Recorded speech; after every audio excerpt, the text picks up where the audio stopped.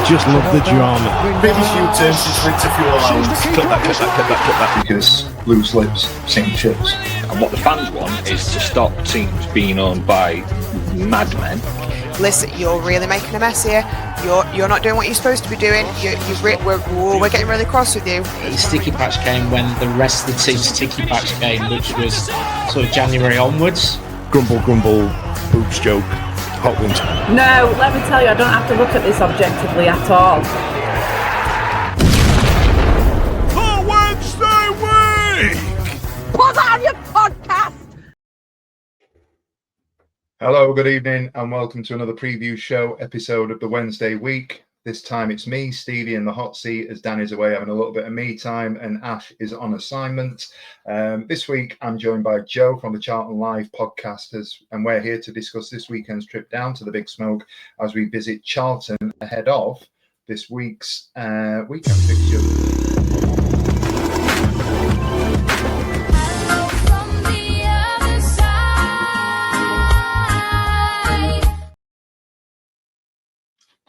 Joe, how are we doing? How's it going? Yeah, all good. I'm glad that the other two amateurs are away, and I've got the professional guiding me through this one. So yeah, all very, very, very good this end. We've had a little bit of a chat off there, and we've sort of put to bed the fact that we're probably the third wheel in each one of our podcasts, haven't we? So, yeah, thanks for demoting me live on the show. But yeah, no, it's definitely the case. Definitely the case. I'm here for a good time. I bring a little bit of the cheekier side of things, and I let the grown-ups do the proper work. I'll be absolutely honest. That's it. That's exactly the same my end as well. Okay, first of all, have you missed football? Have you missed proper football with the international break?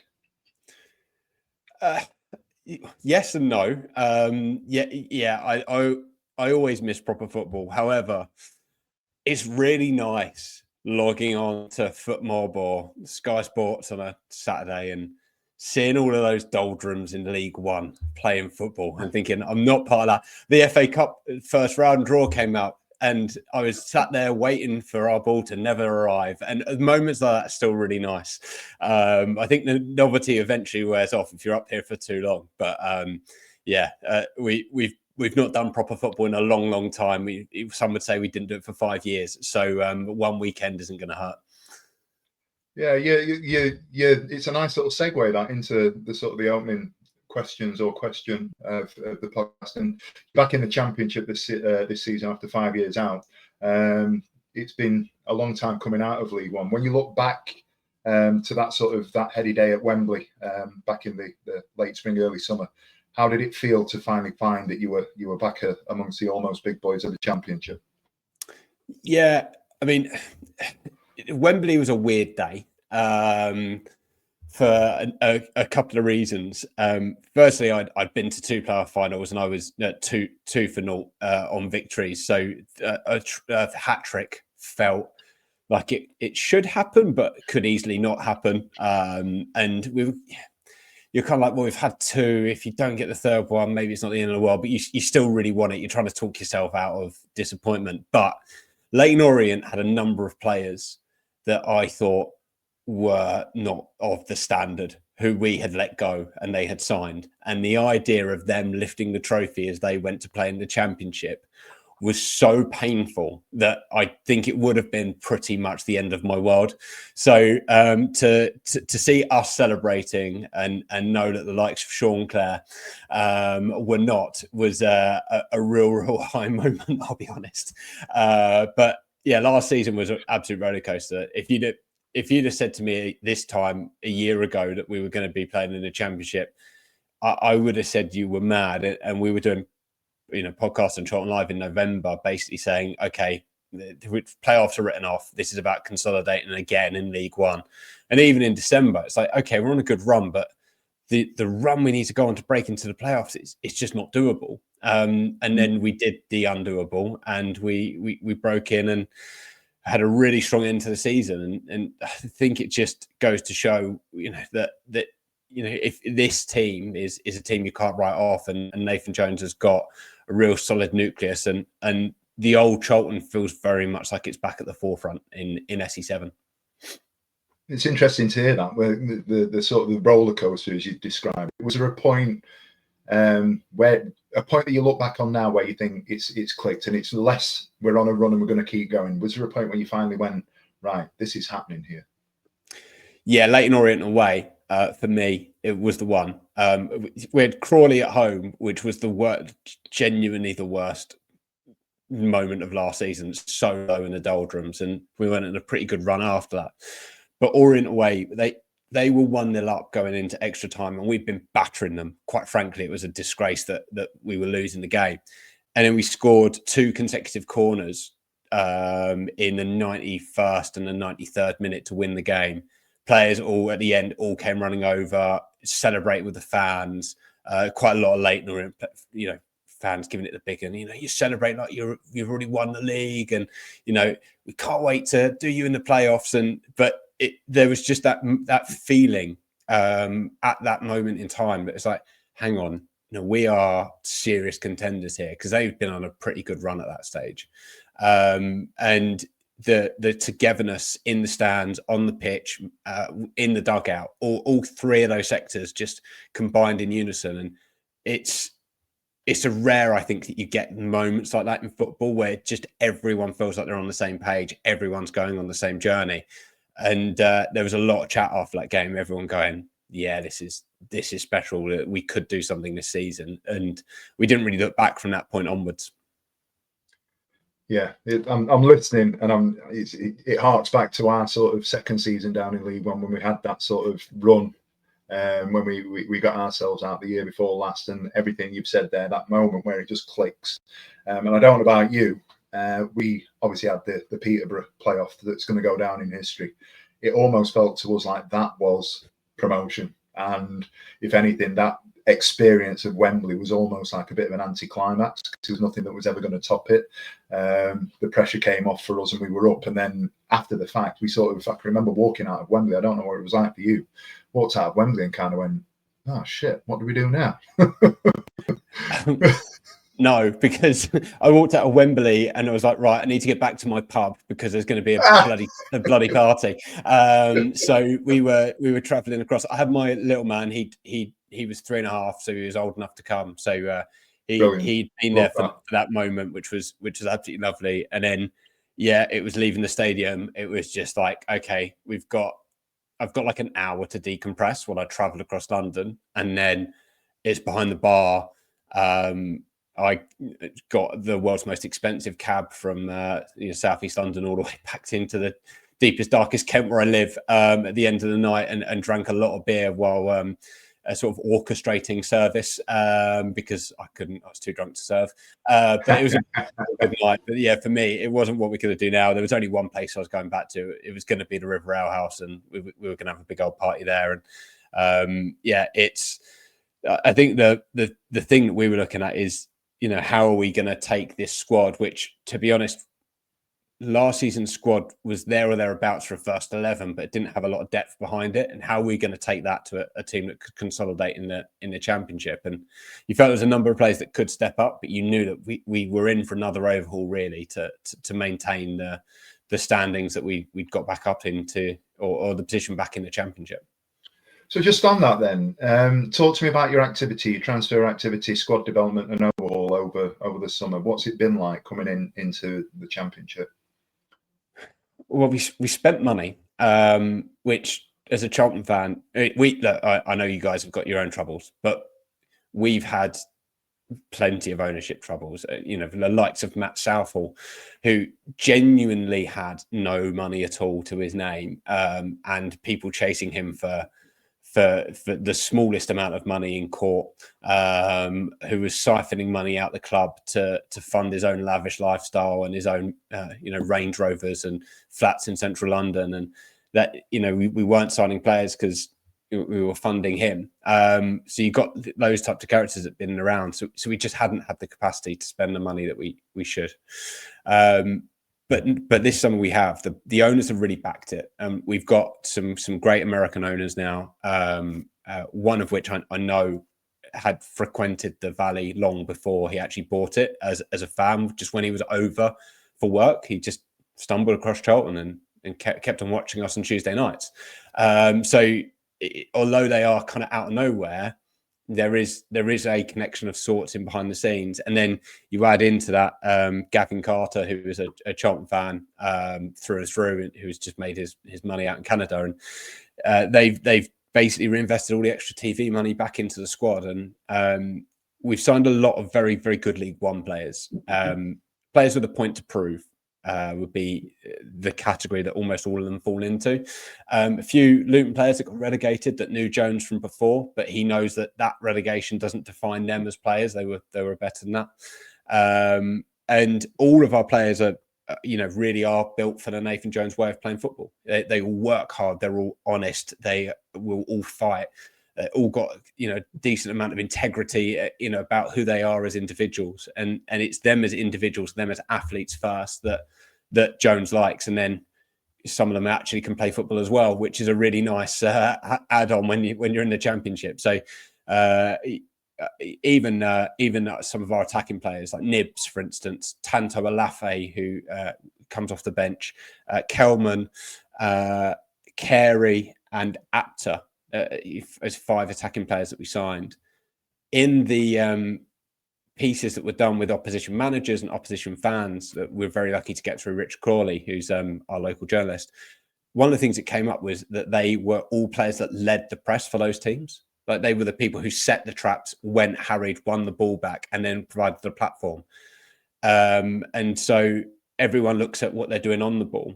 And like, Kelman hasn't scored any goals yet. He also hasn't had any. He's had 2-3 shots or something like that. But he's as important off the ball as he is on the ball. Same with Tanto Alafe, same with Nibs, same with Carey. And it's those types of profile of players that give us the platform to enable us to go and play the kind of football that Jones wants to play. And it makes us very, very hard to play against. Right. So of all those players that you've, as a Wednesday fan coming down, of those players that you've just referenced there, who am I looking out for and telling my mates that maybe don't watch this before this weekend, he's the player that we need to be looking out for? Who's your marquee signing, do you think? Yeah, I mean, it's a real tough one, actually, to nail that. One of the ones I would say has been on the bench and hasn't even been playing in Rob Apter, who is a little sort of magician, really. He just runs directly at people with pace, loves to get shot away. Sonny Carey's exactly the same. He shoots from everywhere, so if you give him half a sight, he'll have a go. And then we've got likes of James Bree, who's landed and scoring goals and getting assists and really shining. But I think if you're a football purist, you'd be looking at the likes of Connor Coventry in central midfield, who just does dictate our play all of the time. Everything goes through him. If we are playing through the midfield, and Tyrese Campbell on the left. He's technically left striker, but we kind of play a 3-4-3 when it's Apter and a 3-5-2 when it's Bree, depending on who's in that right wing back slot. But Tyrese Campbell will pick the ball up. He will harry and chase off the ball, but he'll pick it up and take people on. He's always looking to do a bit of skill and get a shot away. So they'd be the two sort of real standouts for us in our side at the minute, in terms of one controlling the game and one, although he hasn't got any goals or assists yet, Tyrese Campbell, he is the constant nuisance. He's the name that's picked up most by opposition fans so far this season. So when I come down, I expect to see high tempo, pressing from the front, lots of sort of progressive plays, just basically running an opposition into the ground. Then. Would that be right? Yeah, I think that yeah, and that's very much us. We work really hard. We won't be outworked very, very often, and if we have, normally something's gone wrong.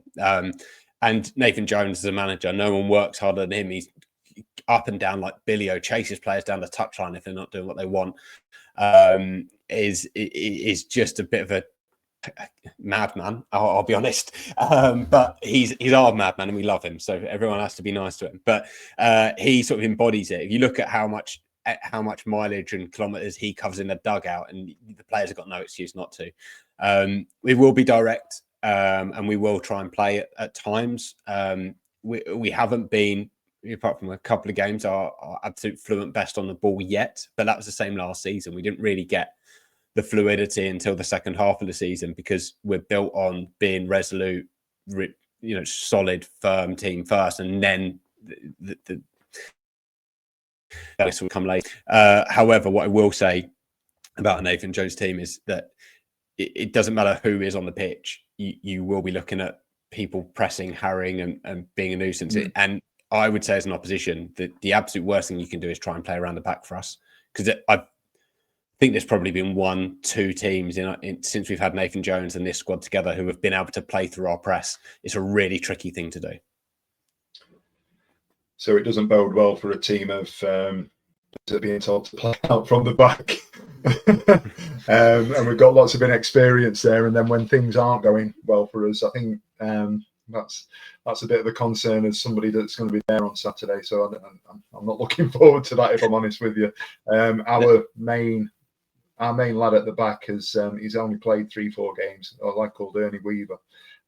He's on a pittance because he's come through the academy, and because of our circumstances has found himself playing a lot more football than he was perhaps expecting to. And I can't even say that he's necessarily ready for it, but what he's been a standout, and he's turned a few heads. And I know that there's been a couple of Premier League teams that have been looking for him, and then lo and behold, we unearthed a little bit of a gem by accident almost, and he's out until April. So we are down to the bare bones. So it's going to be interesting to see how we come down and set up. What I would say, just sort of anecdotally, is I've been to a lot of the away games, and we do play and we do set up, and we are a lot better away from Hillsborough than we are when we're there.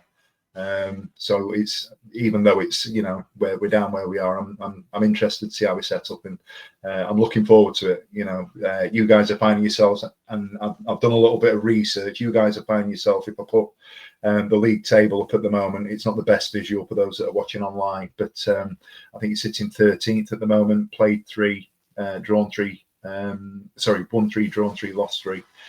Sitting there, you look fairly healthy at the moment.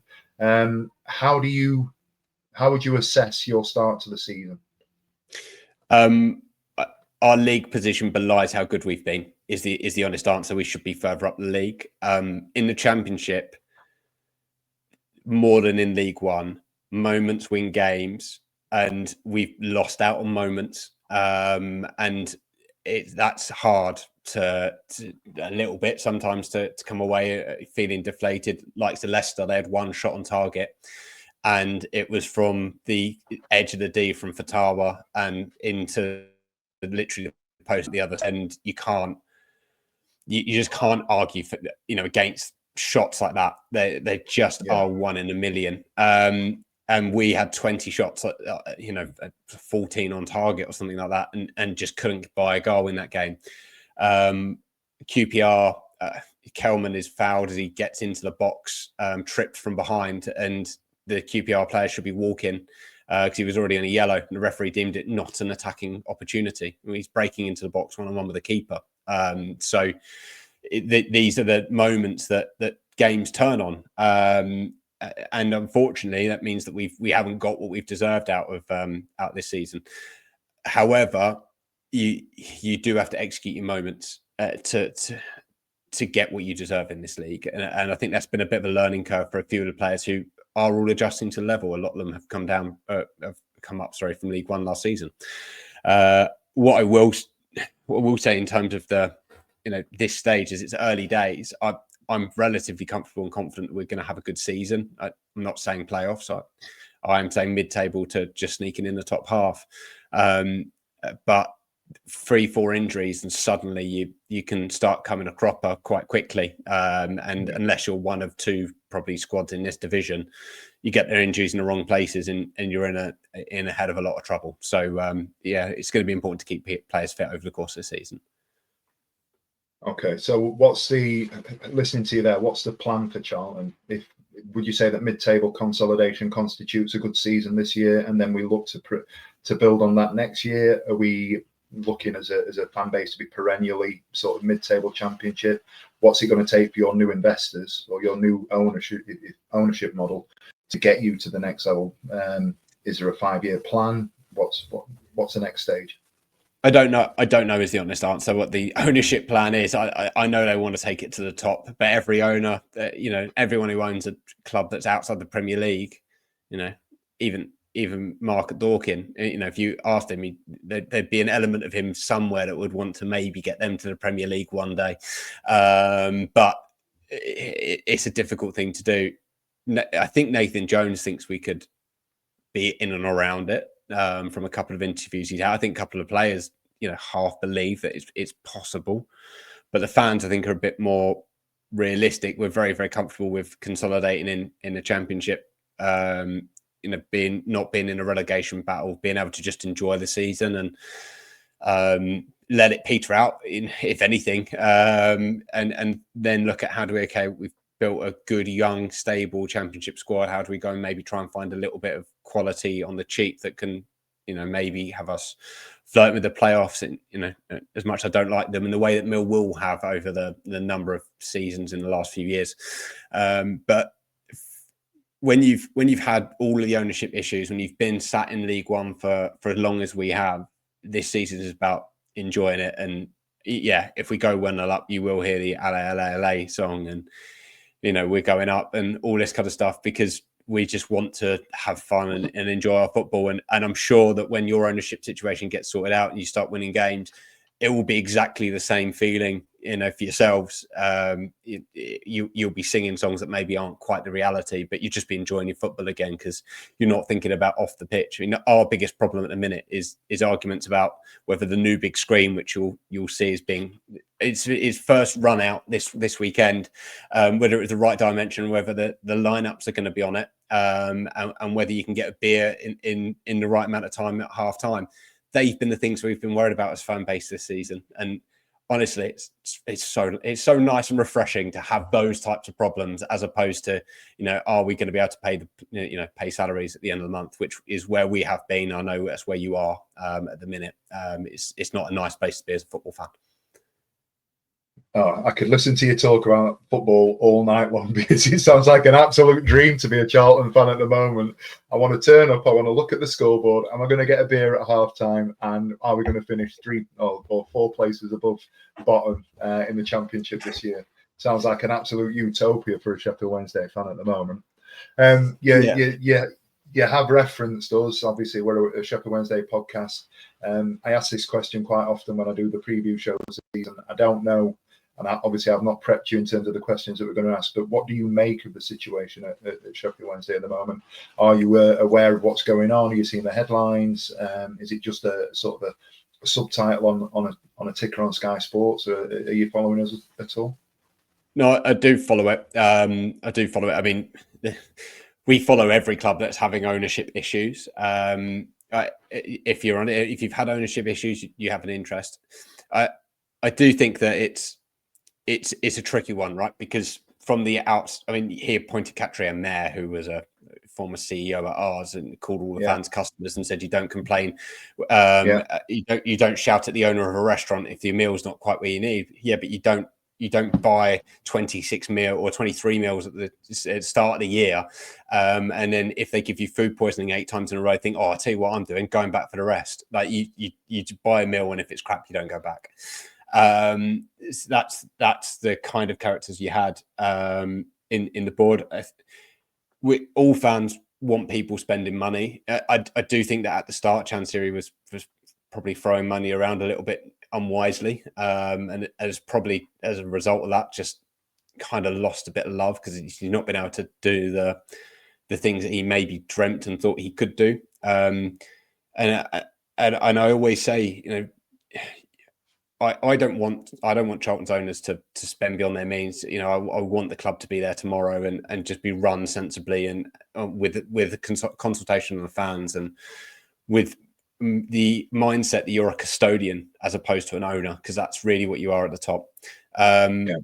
It's if you look in from the outside, is there a bit of the occasional Charlton fan who thinks, go into the season, well, it's probably only 23 teams that we have to be, that we have to worry about potentially. There's one space that's gone for relegation, and it's sad, but when you want to stay up in the Championship, you come up, there's always going to be that little bit of relief almost that it's not you. But it's the one thing I will say is that you look at certain fan bases, when there's trouble and they don't mobilise in the same way.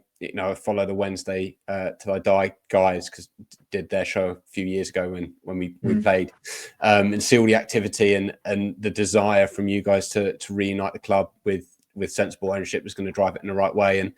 And hopefully we can all, as football fans, push for much more sustainable, much more sensible models, because the people who are massively winning at the minute you really are the football players themselves, across the world and across our country, and the fans are struggling, and owners are being asked to fund a disproportionate amount of money to try and keep up with the Joneses, and it's a shame really, because the sport is about community more than it is about money. But unfortunately, money makes the world go round, as much in this world as any other. What I will say is that, enjoy it when you get it back, because you'll fight for it now. And I've still got the posters from when I was one, I think, at the time when we ran for election was it 92? So maybe 3 when we ran for election to the council to get the valley back. Can't claim to have had a massive role, but I was pushed around in a pram with rosettes and posters all over me. And I've still got all the posters all framed and ready to go. And it just becomes a part of who you are. And it makes, every time you fight for it, it makes it feel a bit more special to be a part of that club when you get it back properly. So yeah, keep your heads down and keep fighting and work with other fan bases around the country, because all we want is football clubs to be run sensibly and for the communities that genuinely are the beating heart and soul of every club in the country. There's some really, really poignant words that were spoken down. I really appreciate your sort of well wishes, Joe. So thank you for that. I've got a couple more questions before I let you go. If you're looking down at us from a playing perspective, who's the player that you're looking out for and expecting to need to stop? Bannon, because there's a history with Bannon and Charlton, so we don't like him, and I know he doesn't care. If we can stop him, and maybe have a replay of the tears on the pitch when he was giving us a bit of stick a couple of seasons before, then we will enjoy that and drink it in. But that's what rivalry is about, isn't it? And, I know we're not rivals, but football rivalries, you can take against someone and they can take against the club, and you like to get the last laugh in. Certainly, the last thing I want is him scoring an absolute screamer to win it in the 98th minute, because I again will feel sick, just as I would have done if Orient had done it at Wembley. Yeah, magic. Final one then. Give us a score prediction if you don't mind. How's it going to play out Saturday? So we don't concede many goals. I mean, we conceded more this season than maybe we should have done. So I think we're going to get another clean sheet, especially at home. We're so strong at home, and I think that we're going to get a couple. I think it's going to be 2-0. Where we really come on is we wear teams down and they get tired towards the end, and we score so many late goals. I think we're up right at the top across Europe for goals in the last 10 minutes of games since Nathan Jones has taken over. So I expect us to get a goal, and then just towards the end of the game to wear you down and round it off nicely with a second. And that's not, it sounds arrogant, but I just think that the squad that you've got now and the youngsters, it's going to be really, really hard physical challenge. And you've had the international break, which does definitely play into your favour, but then so have we, which definitely plays into ours too. So I think it's a tall order this season. I think there are potentially easier games for Wednesday out there in the teams that will try and play it around you. You could be nice and compact and try and spring a break, whereas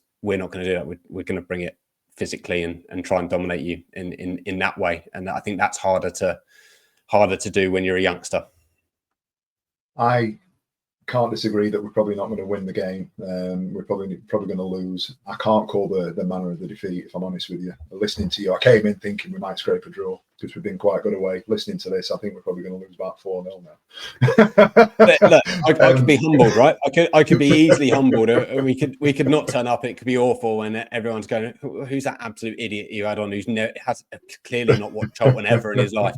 I just think that there's no such thing as an easy win. I just think with the style that we play and the age profile, the size profile, therefore that you're going to have the physicality, physical profile you're going to have in the squad. I think it today or Saturday is going to be a more challenging game than maybe it looks on paper from your side.